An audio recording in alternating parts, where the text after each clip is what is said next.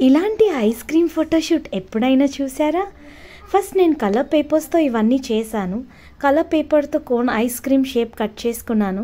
తర్వాత అదంతా గోడకి స్టిక్ చేసామన్నమాట.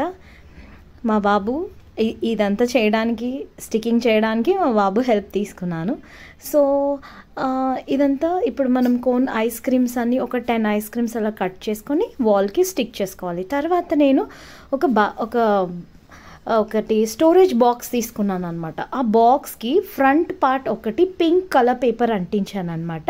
కింద 2 వీల్స్ పెట్టాను. తర్వాత హాఫ్ మూన్ షేప్ కట్ చేసేసి మన అన్నీ కూడా బార్డర్ పెట్టాను. తర్వాత ఐస్ క్రీమ్ కూడా ఇలా తయారు చేశాను.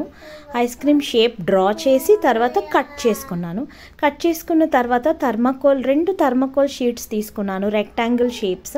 ఆ 2 కూడా జాయిన్ చేశాను, ఒక టెంట్ లాగా, ఒక హౌస్ లాగా. సో అది ఫెవికాల్తో ఫస్ట్ జాయిన్ చేశాను అనమాట. ఆ తర్వాత దాని మీద కలర్ పేపర్స్ తీసుకొని పింక్ అండ్ బ్లూ కాంబినేషన్లో మన డెకరేట్ చేశాను with all the ice cream cutouts అనమాట. Different types of ice cream cutouts, stick ice creams, cone ice creams, అలా డిఫరెంట్ కలర్ కాంబినేషన్స్లో ఐ హ్యావ్ డన్ దిస్ అనమాట. It is looking very nice కదా.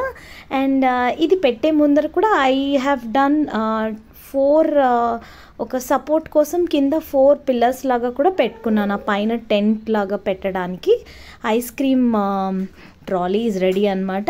Then we have to place it where we have placed that cone ice creams. And next chair కూడా వేసాను. ఒక wedding card తీసుకున్నాను, old wedding card తీసుకొని దాని back side నేను ఒక ఫోమ్ షీట్తో నంబర్ 5 ఒక డిజైన్ రాశాను. అండ్ నా దగ్గర గ్లిటర్ సర్కిల్స్ ఉండే, సో 3 గ్లిటర్ సర్కిల్స్ని నేను ఐస్ క్రీమ్ కోన్గా తయారు చేసేసి వెనకాల డబల్ టేప్ పెట్టేశాను అనమాట. సో ఇప్పుడు ఆ డబల్ టేప్తో I have stuck to the wall. And now the baby is ready for photo shoot.